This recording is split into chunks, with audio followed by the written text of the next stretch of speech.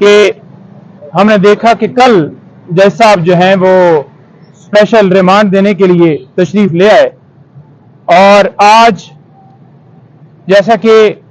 पूरे हफ्ते से हम चिल्ला रहे हैं कि ये देखें बदनीति किस तरह से है कि वफाकी हुकूमत एक नोटिफिकेशन करती है,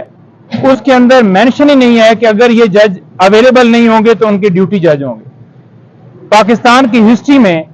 हमने अपनी वकालत की हिस्ट्री में कभी ऐसा नहीं देखा कि एक अदालत मौजूद ना हो तो मुतबादल के तौर पर कोई ड्यूटी जज अवेलेबल ना हो। तो ये सिर्फ और सिर्फ स्पेशल जो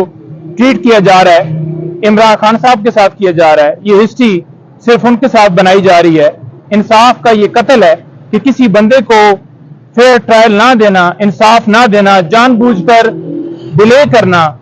जानबूझकर उनकी जमानत ना सुनना और खान साहब को एक झूठे मुकदमे के अंदर जैसे आपको पता है कि गिरफ्तार किया गया और फिर जिस तरह से उनका रिमांड वो लिया गया जो कि पूरी कौम के सामने है, जिसमें कोई कानूनी तरीकाकार फॉलो नहीं किया गया। हम इन शॉर्ट करूंगा, सुप्रीम कोर्ट से सदा करते हैं कि जाते जाते मौजूद चीफ जस्टिस साहब इसके ऊपर जो हमारी दरखास्त वहां पर पेंडिंग है उसके ऊपर समाप्त करें और ये जो गिरफ्तारी बेसिकली तोशाखाना केस के अंदर हुई वहां से लेकर उसके बाद साइफर और ये जो सारा मामला है इसके ऊपर खान साहब को फौरन प्रोडक्शन के ऑर्डर करते हुए उनको प्रोड्यूस किया जाए सुप्रीम कोर्ट में और तमाम ऑर्डर्स गैर कानूनी डिक्लेयर किए जाएं और खान साहब की जो रिहाई है वो यकीनी बनाई जाए, क्योंकि